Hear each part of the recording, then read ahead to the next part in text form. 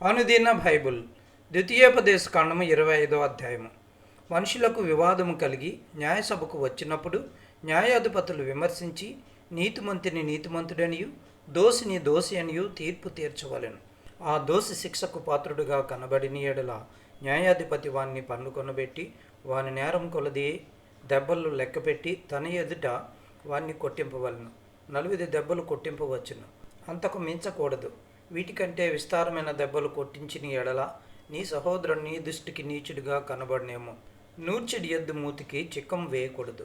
సహోదరులు కూడి నివసించుచుండగా వారిలో ఒకడు సంతానం లేక చనిపోయిన ఎడల చనిపోయిన వాని భార్య అన్యుని పెండ్లి చేసుకొనకూడదు. ఆమె పెనిమిటి సహోదరుడు ఆమె ఎద్దకు పోయి ఆమెను పెండ్లి చేసుకుని తన సహోదరునికి మారుగా ఆమె ఎడల భర్త ధర్మం జరపవలను. చనిపోయిన సహోదరుని పేరు ఇశ్రాయేలు నుండి తుడిచివేయబడకుండునట్లు ఆమె కను జ్యేష్ఠ కుమారుడు చనిపోయిన సహోదరునికి వారసుడుగా ఉండవలను.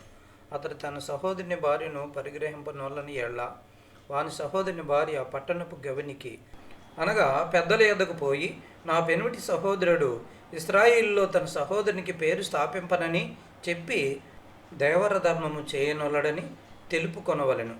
అప్పుడు అతని ఊరి పెద్దలు అతన్ని పిలిపించి అతనితో మాట్లాడిన తరువాత అతడు నిలవబడి ఆమెను పరిగ్రహించుటకు నాకిష్టం లేదని ఎడల అతని సహోదరుని భార్య ఆ పెద్దలు చూచుచుండగా అతని దాపున పోయి అతని కాలి నుండి చెప్పు ఊడదీసి అతని ముఖము నిదుట ఉమ్మివేసి తన సహోదరుని ఇల్లు నిలపని మనుషునికి ఇలాగు చేయబడినని చెప్పవలను. అప్పుడు ఇశ్రాయేలీయులు చెప్పు ఓడదీయబడిన వాని ఇల్లని వానికి పేరు పెట్టబడు.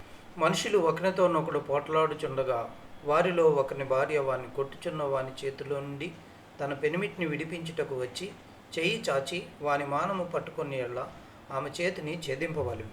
నీ కన్ను కటాక్షింపకూడదు. హెచ్చు తగ్గులు గల వేరువేరు తూనికరాళ్ళు నీ సంచిలో నుంచుకొనకూడదు. హెచ్చు తగ్గులు గల వేరువేరు తూములు నీ ఇంట ఉంచుకొనకూడదు.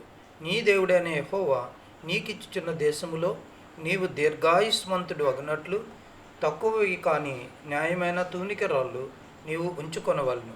తక్కువది కాని న్యాయమైన తూము నీకు ఉండవలను. అలాగు చేయని ప్రతివాడును అనగా అన్యాయం చేయ ప్రతివాడును నీ దేవుడైన యెహోవాకు హేయుడు. మీరు ఐగుప్తులో నుండి వచ్చుచుండగా మార్గమున అమాలేకీయులు నీకు చేసిన దాన్ని జ్ఞాపకము చేసుకున్నాము. అతడు దేవునికి భయపడక మార్గమున నీకెదురుగా వచ్చి నీవు ప్రయాసపడి అలసి ఉన్నప్పుడు నీ వారిలో నీ వెనుకనున్న బలహీనులందరినీ హతము చేసిను.